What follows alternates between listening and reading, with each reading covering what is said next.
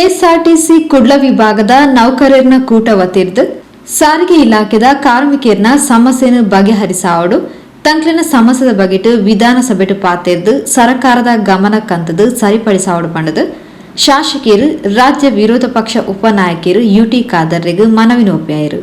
ಈ ಪೊರ್ತು ಪಾತೆರ್ನ ಕೆಎಸ್ಆರ್ಟಿಸಿ ನೌಕರರನ ಕೂಟದ ಅಧ್ಯಕ್ಷರು ಅಮಾನುಲ್ಲಾ ಬೊಕ್ಕ ಉಪಾಧ್ಯಕ್ಷರು ಗಣೇಶ್ ಕೆಎಸ್ಆರ್ಟಿಸಿ ನೌಕರರಿಗೆ ಆಜನೆ ವೇತನ ಶ್ರೇಣಿ ಜಾರಿ ಆವಡು ಪಂಡದು ಪ್ರತಿಭಟನೆ ನಡಪಾದಿತ್ತ.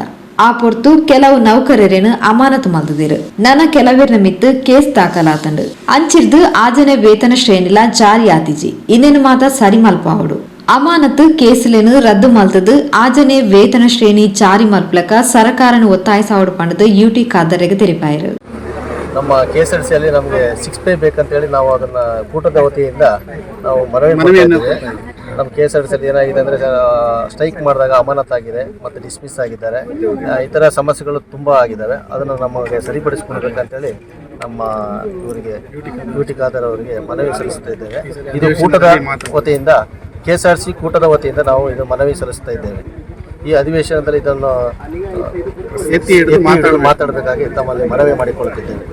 ಮನವಿ ಸ್ವೀಕಾರ ಮಾಡಿದ ಪಾತೆರ್ನ ಶಾಸಕರು Ut.ಖ ಕೆಎಸ್ಆರ್ಟಿಸಿ ನೌಕರರ ಕೂಟದ ಸಮಸ್ಯೆದ ಬಗೆಟ್ ಸರ್ಕಾರದ ಗಮನಕ್ಕಂತದು ಸರಿ ಮಲ್ಪರೆ ಪ್ರಯತ್ನ ಬರ್ಪೆ. ಒವ್ವಿಕ್ಲ ಸರ್ಕಾರಗ ಇಚ್ಛಾಶಕ್ತಿ ಬೋಡು ಸರ್ಕಾರಿ ನೌಕರರನ ಸಮಸ್ಯೆಗಳನ್ನು ಸರಿ ಮಲ್ತಂಡ ಅಕ್ಲೂಲ ಎಡ್ಡೆಡು ಬೆಂದದು ಅಭಿವೃದ್ಧಿಗೆ ಕಾರಣ ಆಪುಣ ಪಂಡ ತೆರಿಪಾಯರು.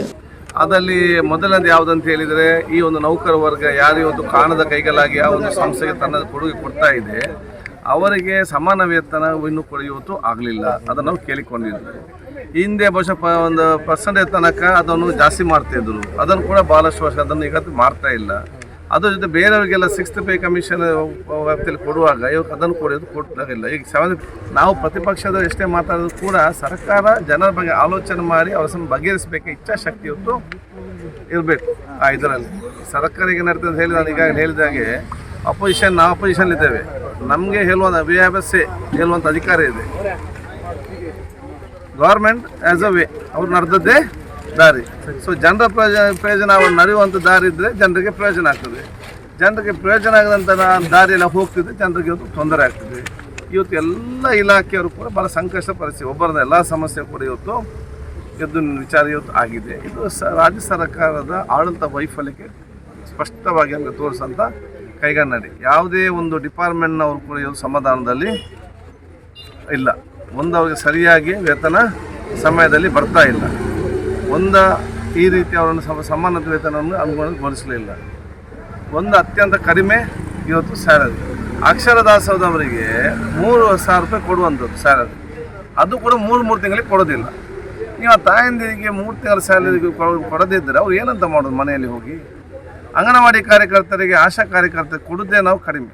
ನೀವು ಕೊಟ್ಟದ್ದು ಕೂಡ 1-3 ತಿಂಗಳು ಡಿಲೇ ಮಾಡಿದರೆ ಅವ್ರು ಹೇಗೆ ಜೀವನ ಮತ್ತು ಬದುಕುವುದು ಹೇಗೆ? ಅಧಿಕಾರಿ ವರ್ಗ ಇಂಜಿನಿಯರ್ ಸೆಕ್ಷನ್ ಕೂಡ ಇವತ್ತು ಬರಲಿಲ್ಲ. ಆದ ಕಾರಣ ಸರ್ಕಾರಿ ನೌಕರರು ಇನ್ನೊಬ್ಬನ ಬಳಿಗೆ ಕೈ ಚಾಚುವಂಥ ಪರಿಸ್ಥಿತಿಯನ್ನು ಯಾವುದೇ ರಾಜ್ಯ ಸರ್ಕಾರ ಮಾಡಬಾರ್ದು.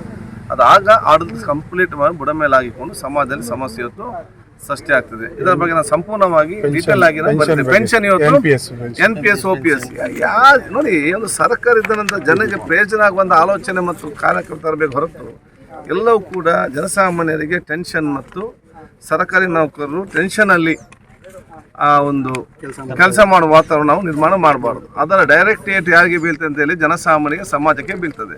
ನೀವು ಅಧಿಕಾರನವರಿಗೆ ಫ್ರೀ ಹ್ಯಾಂಡ್ ಕೊಟ್ಟು ಅವರಿಗೆ ಗೌರವಪೂರ್ವಕವಾಗಿ ಜೀವನ ಮಾಡಿದ ವ್ಯವಸ್ಥೆ ಮಾಡಿದರೆ ಅವ್ರ ಸಂಪೂರ್ಣ ಜ್ಞಾನ, ಅವರ ಶಕ್ತಿ, ಅವರ ಸಮಯ ಎಲ್ಲವನ್ನು ಕೂಡ ಸಮಾಜಕ್ಕೆ ಅವರು ಅರ್ಪಿಸುವಂಥ ಕೆಲಸ ಮಾಡಿ ಇದು ಪರೋಕ್ಷವಾಗಿ ಸಮಾಜಕ್ಕೆ ಪ್ರಯೋಜನ ಆಗುವಂಥ ಕೆಲಸ ಇವತ್ತು ಆಗುವಂಥದ್ದು.